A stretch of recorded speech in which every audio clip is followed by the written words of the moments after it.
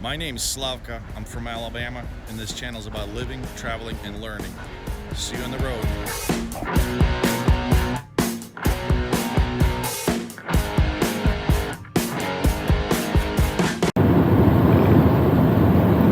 Heading to on the Interstate 8 towards San Diego, and this is like 8th Sheriff's and Clark heading with the lights on, heading west. No wonder what's going on. We'll find out, because we're going in that direction. There might be an accident there at the pass up ahead. Well, didn't have to wait long. There's the roadblock. And yeah, stop traffic.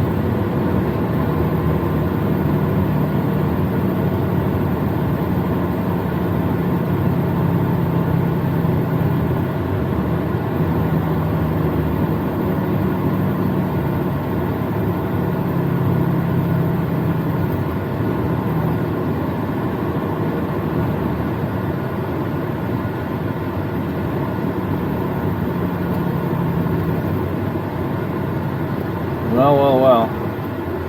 Hopefully they can let us through, but the accident might be, it's not too far ahead, but it might be blocking the road.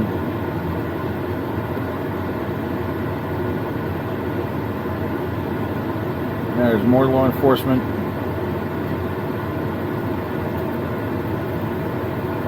Oh, there's cars moving up ahead. Yay.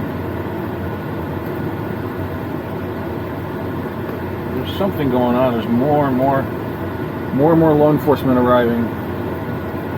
Well, that's way too many for a regular car wreck. I've seen at least 15 vehicles already.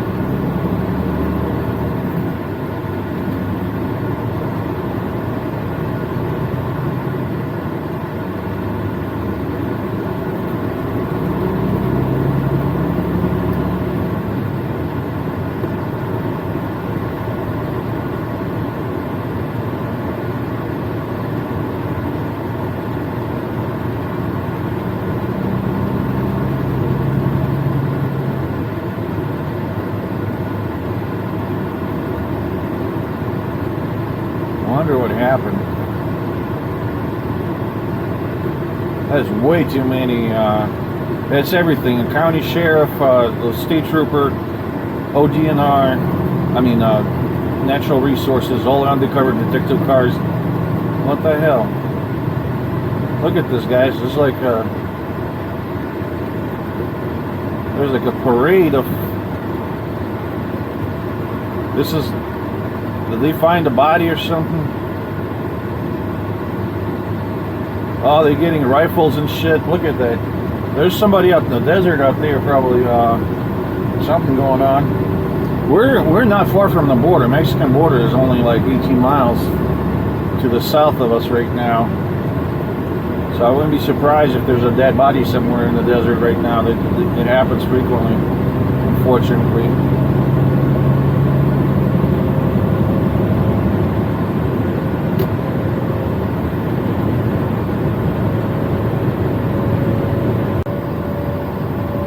California. We just entered from the Yuma side of Arizona into California on I-10. Boy, does it take a long time to get across of 200 miles. Speed limit here for trucks is 55. Lots of mountain terrain, at least on the eastern portion. You just set the cruise at, I don't know, 60 or so, and just, it's boring as shit because it's mostly desert.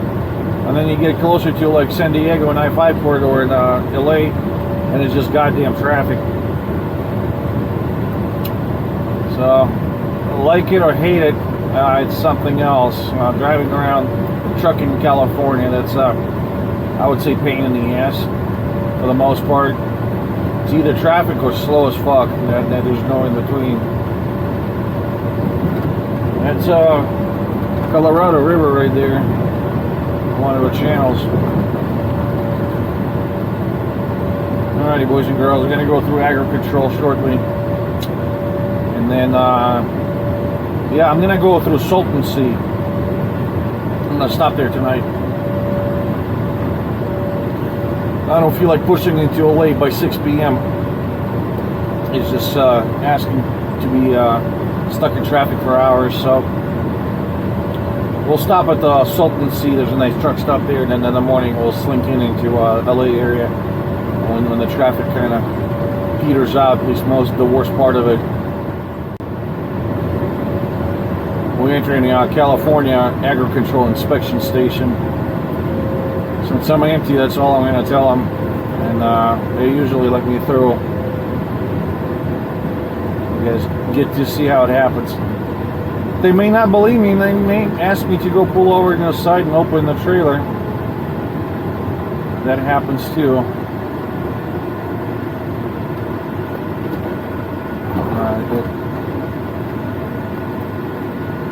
I'm gonna go in the truck section. Turn left. Way station ahead.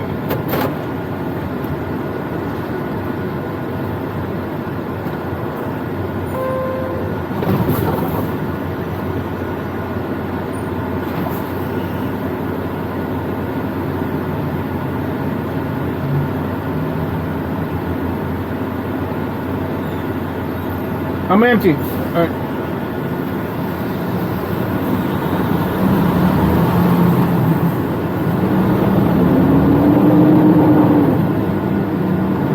That was that. Oh, we're gonna go through empty. We're gonna go through the empty scale. It's written.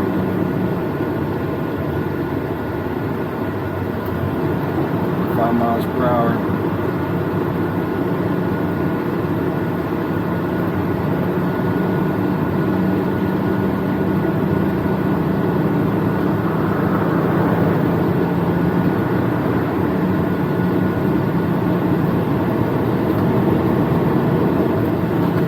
And that concludes the festivities on the port of entry. Fairly uneventful. Passing Imperial Dunes National Park. Massive mountains of sand just moving around slowly. There's an aqueduct here that's from Colorado River running parallel to the road going towards LA San Diego area for irrigation. And you see all this equipment here. They're trying to keep the sand from filling in. There are a couple of areas where it was spilling over, just driven by wind. But yeah, it'd be cool to take ATV of like a 4-wheeler and just go hop around there. It's just miles and miles of these sand dunes. Pretty big too.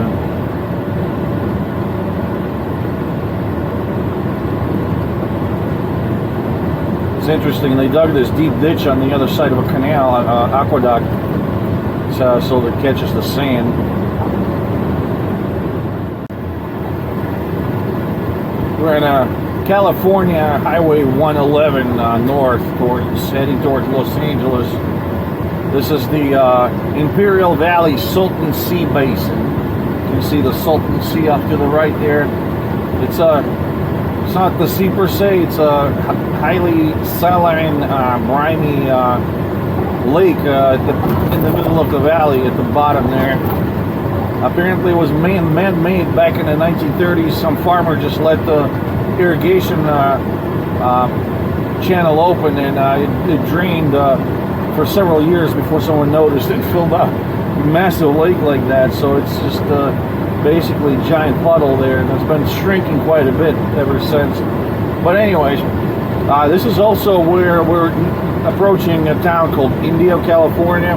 This is where the massive tectonic plate shift happens. The San Andreas plate, the San Andreas fault starts here and runs all the way through hills near LA and then up to the Bay Area in San Francisco, and on off to the offshore there towards Northern California. But this is where all the earthquake, all the seismic activity in California is concentrated in this valley. There's very frequent small quakes. In fact, you can go down some roads and you can see how they move. There'll be a road, and then the center line would be like 3 feet to the left, and you know the California Department of Transportation would repaint the line, but the road looks squiggly like this. It's because the earth moved every time there's an earthquake here that that happens. And even the main road 111, you can see how it's not straight in the areas because they had to repave it every time there's a major earthquake, and it's quite interesting. It's a very seismically active area. They say in one day there's got to be a big earthquake and destroy the major test cities like LA and San Francisco. It's quite possible. Likely will start right here because that's where the fault line begins and runs all the way towards the north, where we're heading towards LA. Alrighty, guys. I hope you learned some plate tectonics with me. It's Slav Kalabamka Trucking for you. You have a good day. Well, good morning, party people. We're in the beautiful and sunny California. We're in the Imperial Valley, about 12 miles south of Indio, California. So I'm just waiting my golden hour to get in LA. I'm about 100 miles from my destination in downtown LA, which is nothing. It's basically in the outskirts already.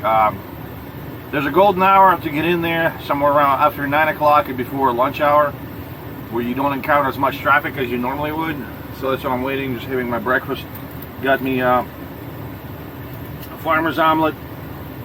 And yeah, guys, today is a super easy day. We're all we're doing is just repositioning this truck for a load tomorrow. And tomorrow's a big day. That's the money load. I remember I've been telling you I was trying to get California for the last couple of weeks.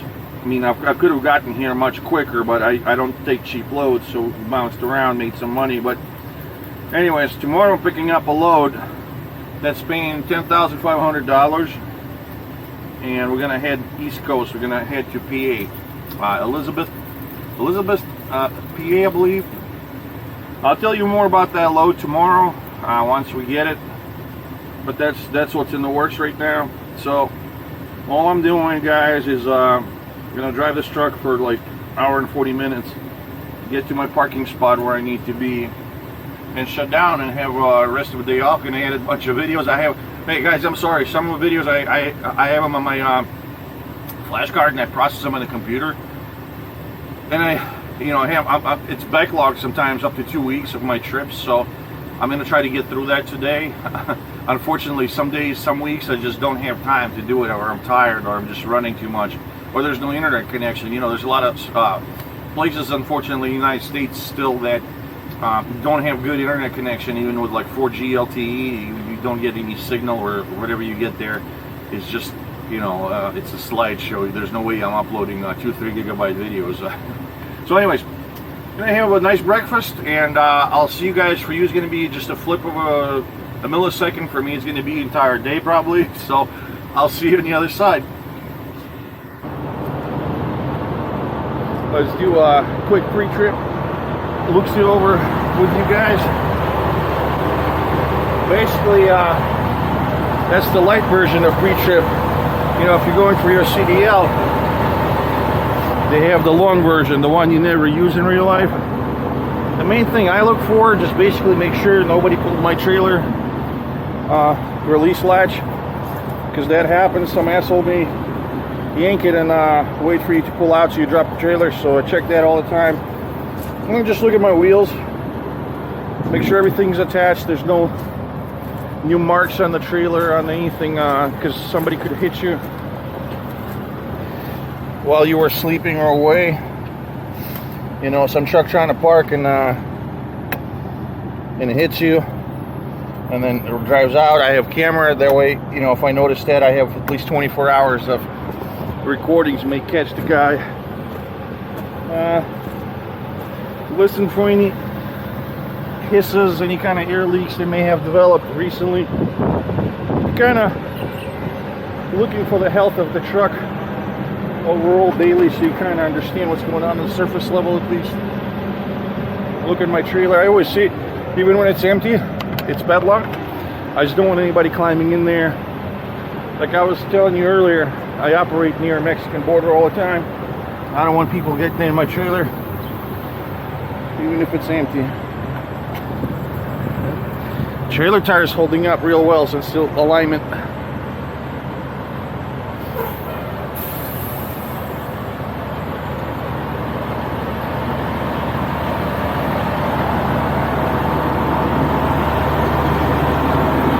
my APU, make sure there's no oil leaking, nothing like that.